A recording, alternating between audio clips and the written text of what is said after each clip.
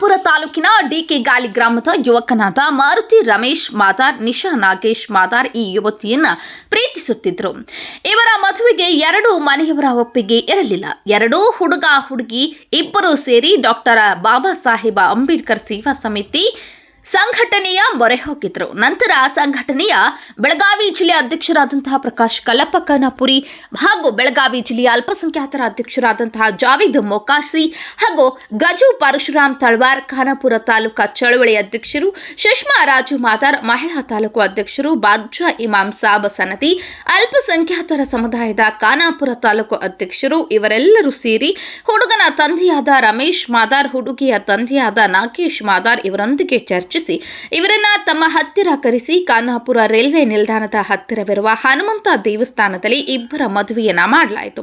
ಹುಡುಗನ ತಂದೆ ತಾಯಿ ಹಾಗೂ ಹುಡುಗಿಯ ತಂದೆ ತಾಯಿ, ಹುಡುಗಿಯ ಸಂಬಂಧಿಕರು, ಹುಡುಗಿಯ ಗ್ರಾಮದ ಹಿರಿಯರುಗಳಾದ ಪ್ರತೀಕ್ಷಾ ಪುಂಡಲೀಕ್ ಕರ್ಲೇಕರ್, ಸಿಂಧುಳ್ಳಿ ಗ್ರಾಮ ಪಂಚಾಯಿತಿ ಅಧ್ಯಕ್ಷರು, ಇವರ ಪತಿಯಾದಂತಹ ಪುಂಡಲೀಕ್ ಕರ್ಲೇಕರ್ ಹಾಗೂ ಗೋಪಾಲ್ ಗಾಡಿ, ಸುಭಾಷ್ ನಾರಾಯಣ್ ಪಾಟೀಲ್, ರಾಮಚಂದ್ರ ಮಶೂನು ಮಾದರ್, ಅನಂತ್ ಮಾದರ್, ವಾಮಂ ಮಾದರ್ ಮದುವೆಯಲ್ಲಿ ಇವರೆಲ್ಲರೂ ಉಪಸ್ಥಿತರಿದ್ದರು. ವಧುವರರಿಗೆ ಆಶೀರ್ವಾದವನ್ನ ನೀಡಿದರು.